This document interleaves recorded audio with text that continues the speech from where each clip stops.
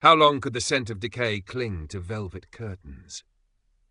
Malai traced the faded pattern of a climbing vine on the heavy fabric, thick with the humidity of Ayutthaya and the unspoken anxieties of the household.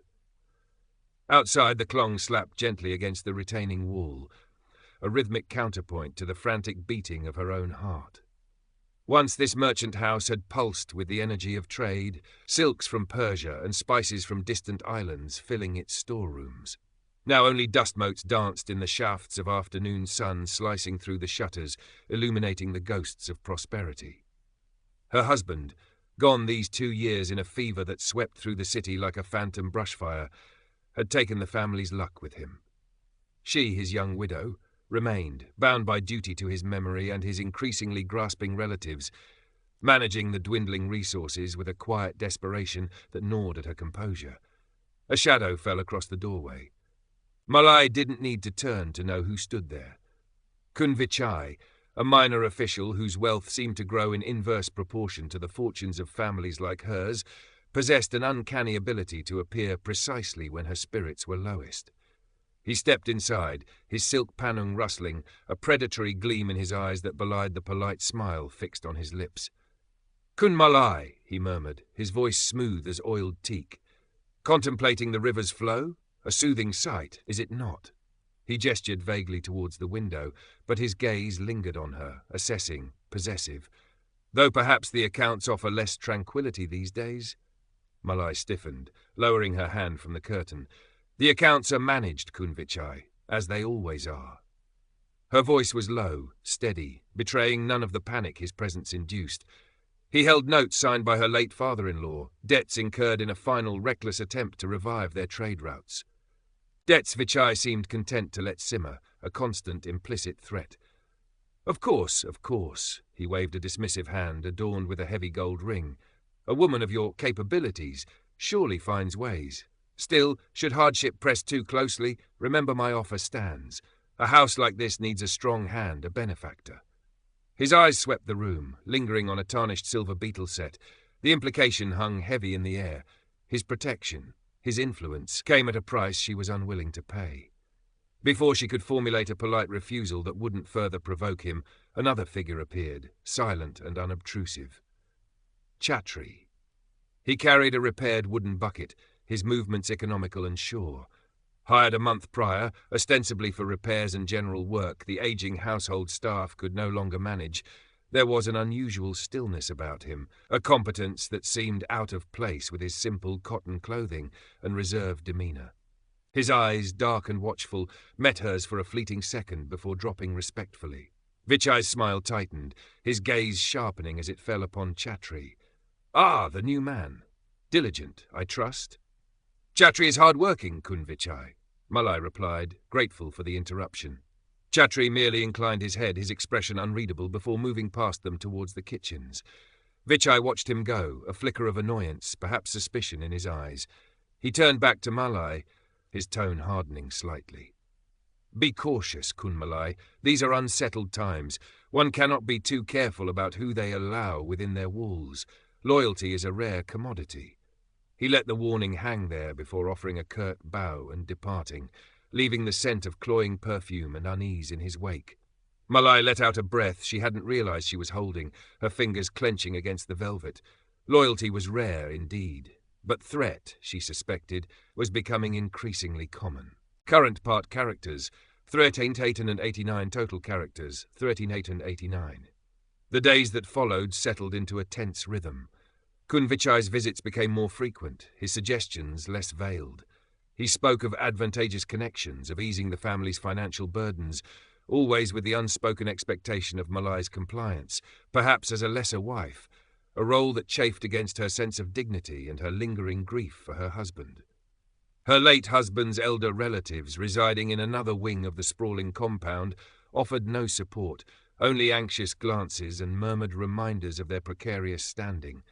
They saw Vichai not as a predator but as a potential lifeline, and Malai's quiet resistance frustrated them. Her only solace was in the small routines of the household and increasingly in observing Chatri. He worked tirelessly, repairing the crumbling jetty, reinforcing the storeroom doors, his presence a quiet anchor in the swirling currents of anxiety. He spoke little, but his actions were thoughtful. He noticed the loose floorboard near the kitchens before anyone else tripped, secured a window shutter rattling incessantly in the afternoon breeze, and always seemed to be nearby when one of Vichai's more boisterous retainers loitered too close to the women's quarters. One sweltering afternoon, Malai sought refuge from the heat near the small spirit house tucked away in a corner of the garden, arranging jasmine blossoms and incense.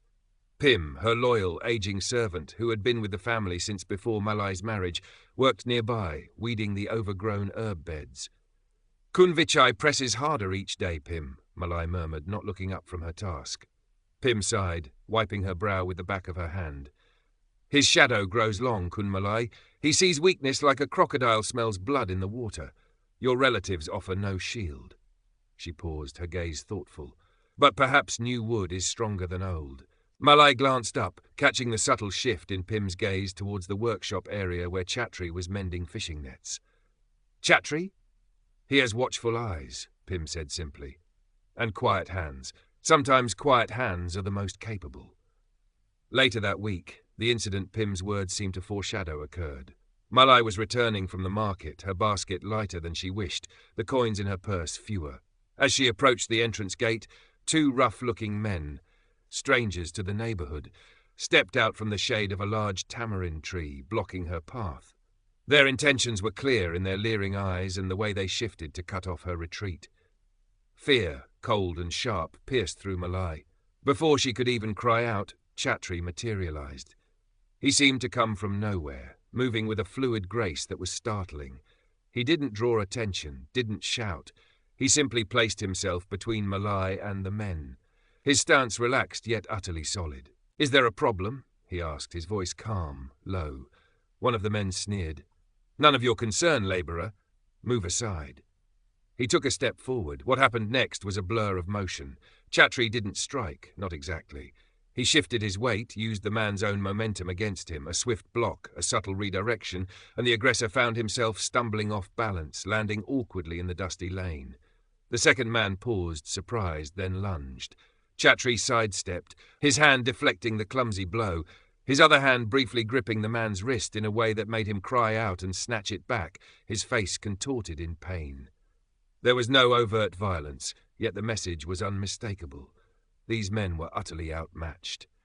They exchanged a nervous glance, muttered curses and scrambled away, disappearing back into the warren of lanes. Chatri turned to Malai, his expression impassive, though his chest rose and fell slightly faster. "Are you all right, Kun Malai?" Malai could only nod, her heart pounding against her ribs. She had seen street brawls before, clumsy and chaotic. This was different. This was controlled, efficient, almost practiced. Who was this man? As they walked back into the compound, she saw Kun Vichai standing on the upper veranda, watching them, his face a mask of cold fury. He had seen, and he clearly did not like what he saw.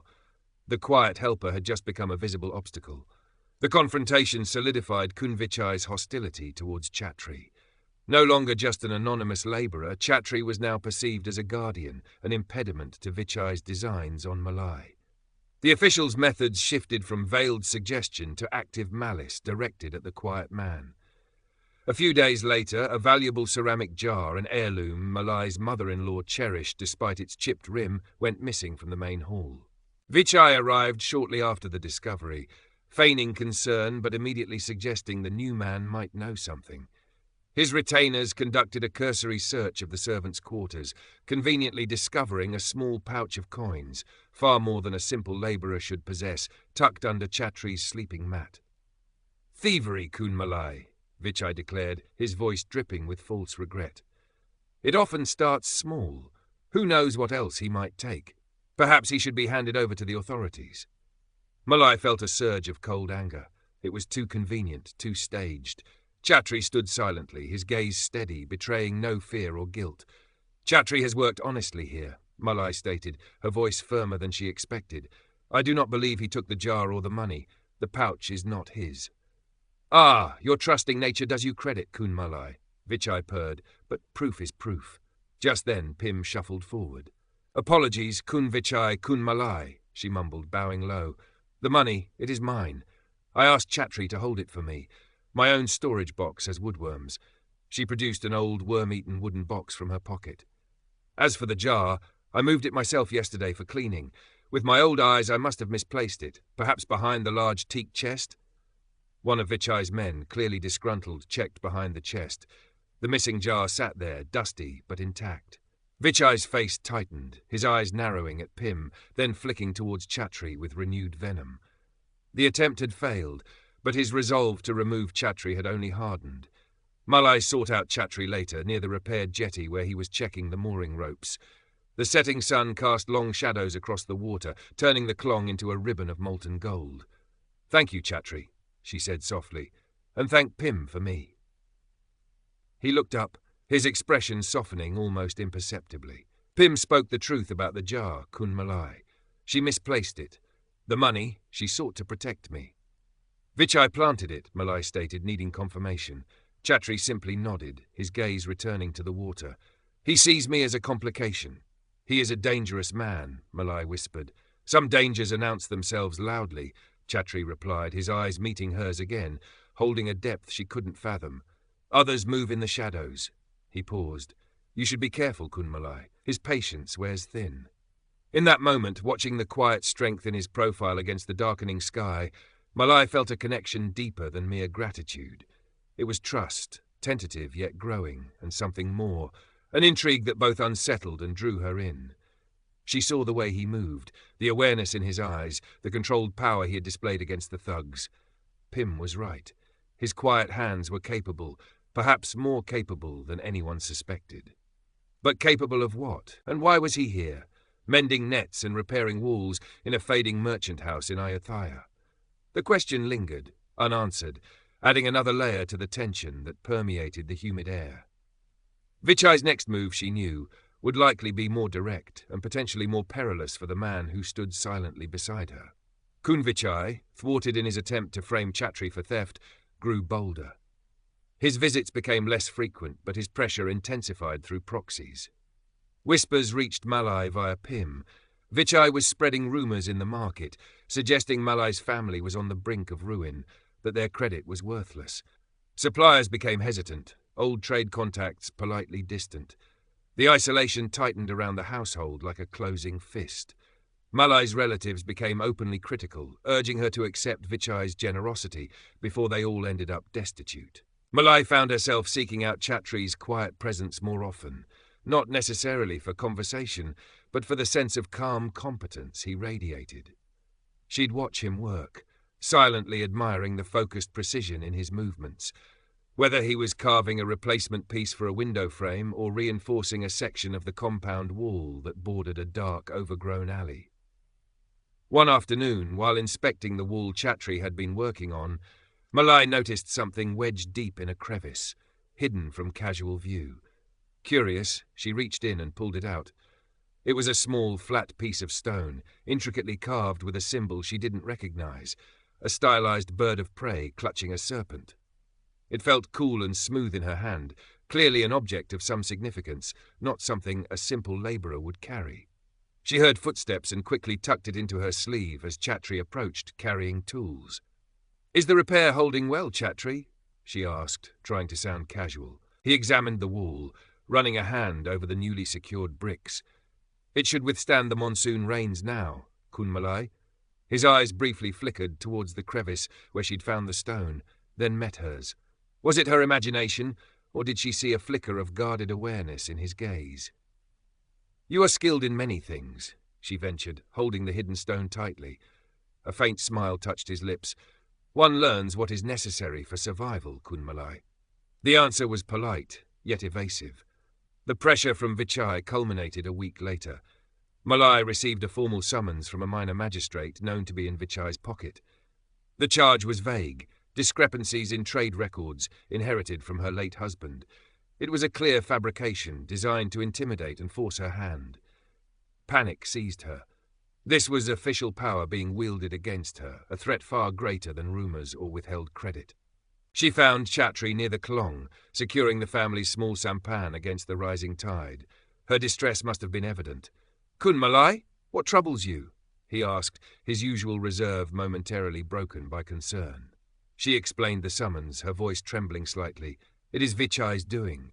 He means to ruin us, to force me. Chatri listened intently, his brow furrowed.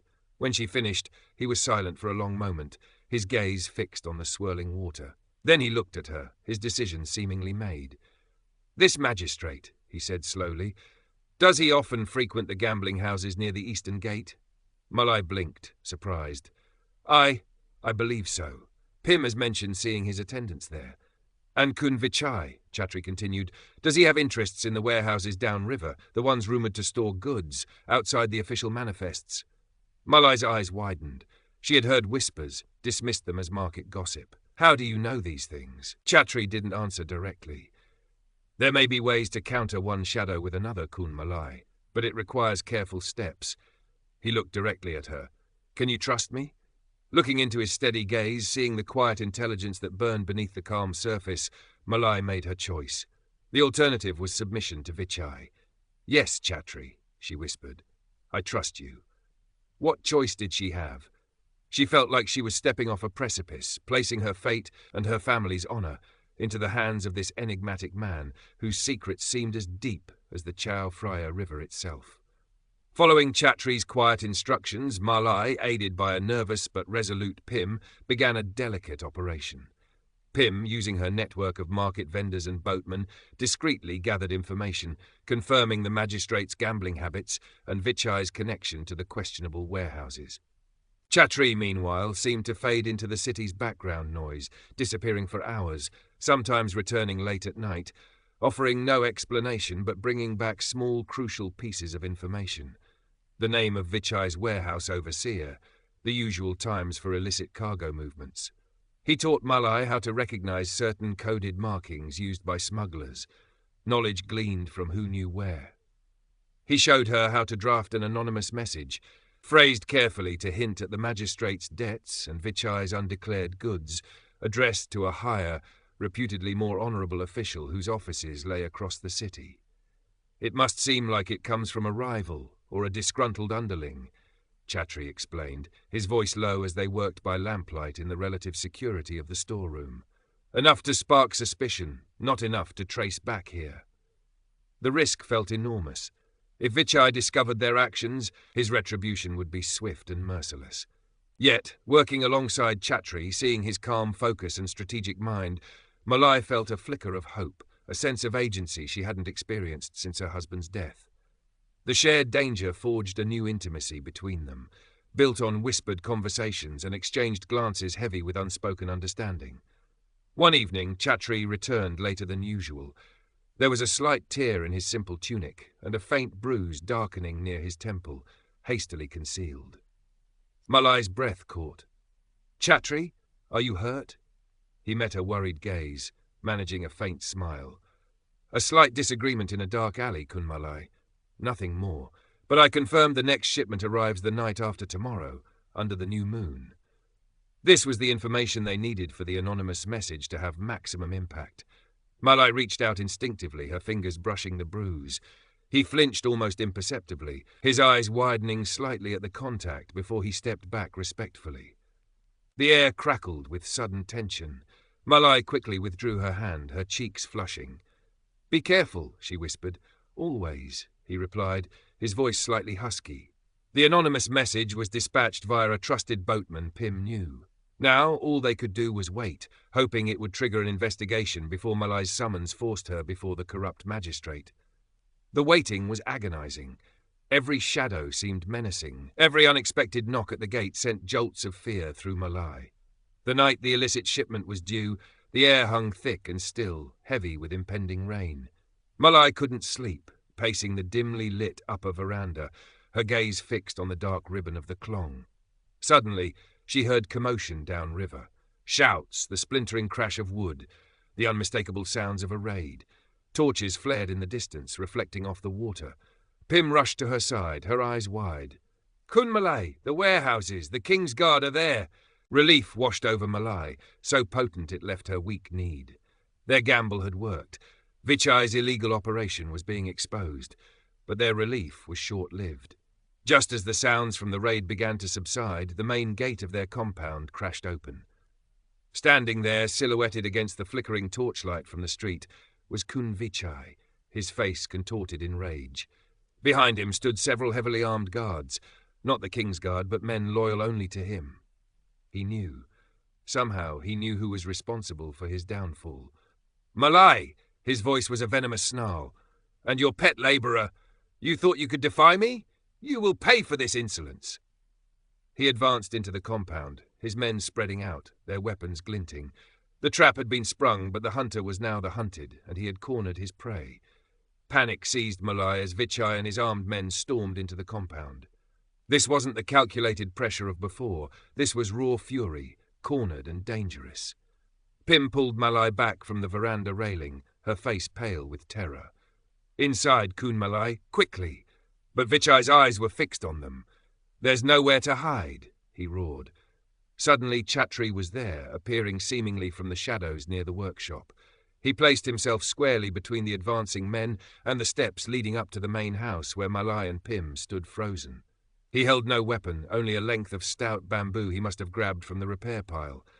"Leave this place, Kun Vichai," Chatri said, his voice dangerously quiet. "Your business lies elsewhere tonight."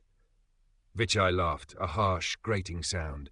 "My business is with the woman who conspired against me, and with the dog who helped her. Seize them." Two guards rushed forward, swords drawn. What happened next defied everything Malai thought she knew about Chatri. He moved with blinding speed. The bamboo staff became an extension of his arms, a blur of motion. He didn't aim to kill, but to incapacitate. A swift strike knocked a sword from one man's grasp, followed by a precise jab to a nerve cluster that sent the man crumpling to the ground, gasping. The second guard lunged, but Chatri pivoted, using the staff to sweep the man's legs out from under him. He fell heavily, his sword clattering on the flagstones. All this happened in seconds. The remaining guards hesitated, momentarily stunned by the unexpected skill of this supposed labourer. Vichai stared, his face a mixture of disbelief and fury. "Who are you?" Vichai spat, drawing his own ornate dagger. Chatri didn't answer. His eyes, hard and focused, scanned the remaining men, assessing the threat. Malai saw it then, the disciplined stance, the way he anticipated movement, the utter lack of fear. This was no ordinary worker.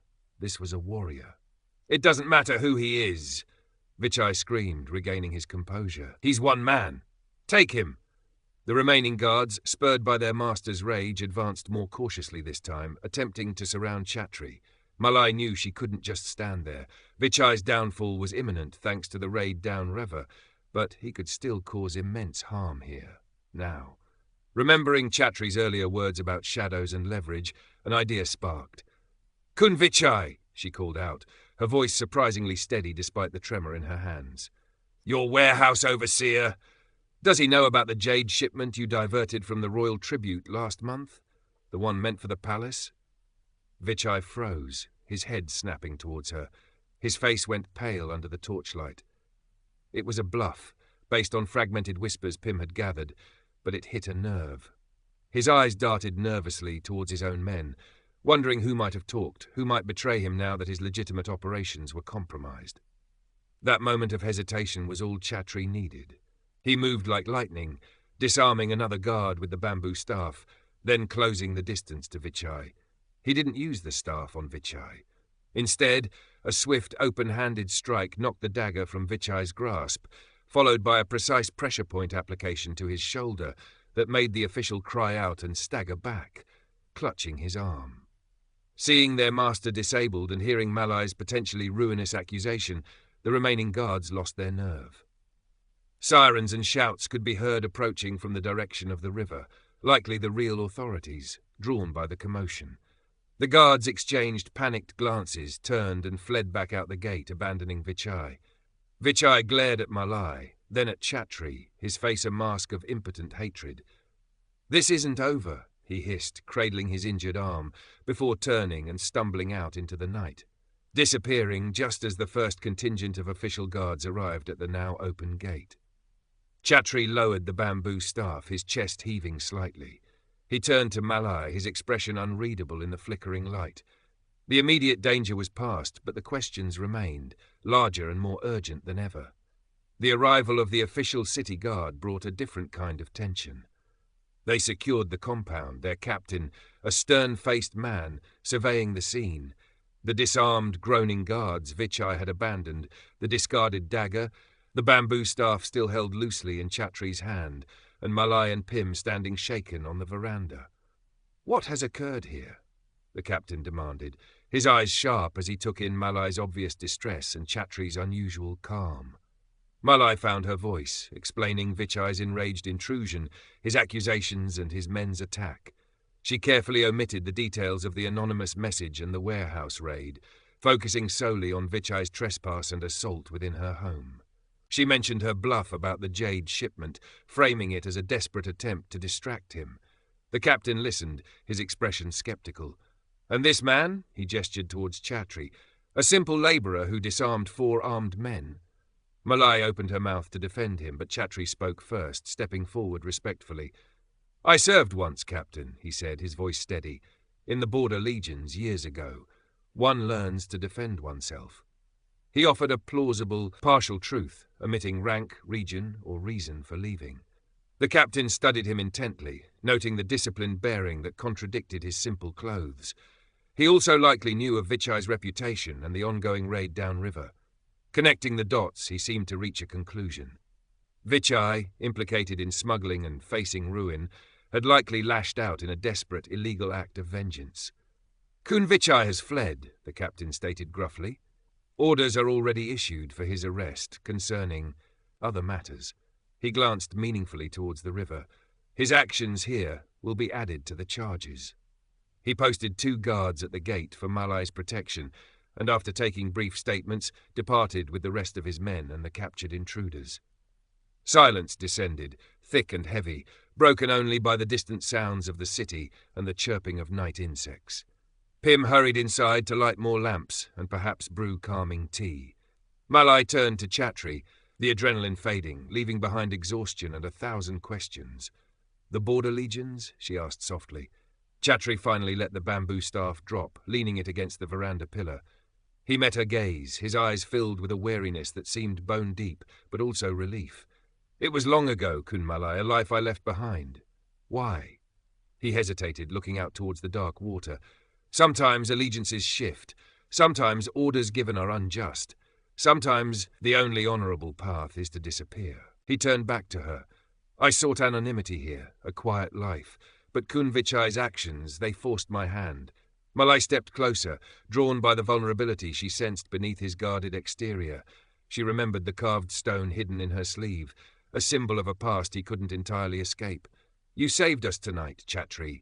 You risked everything." "You were in danger," he said simply, as if that explained everything.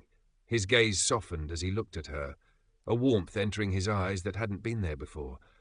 "And you, Kun Malai, you showed great courage. Your words about the jade struck Vichai harder than any blow." A faint smile touched her lips, a desperate gamble. "Perhaps," he conceded, "but a brave one." They stood in silence for a moment, the unspoken feelings hanging between them, amplified by the shared danger and the partial revelations. He was more than he seemed, a man with a hidden past, capable of both quiet diligence and decisive dangerous action. And she, the constrained widow, had found a strength she didn't know she possessed, willing to risk everything to fight back against injustice. "My real name," he said suddenly, his voice barely above a whisper, "is not Chatri, it is Ananda."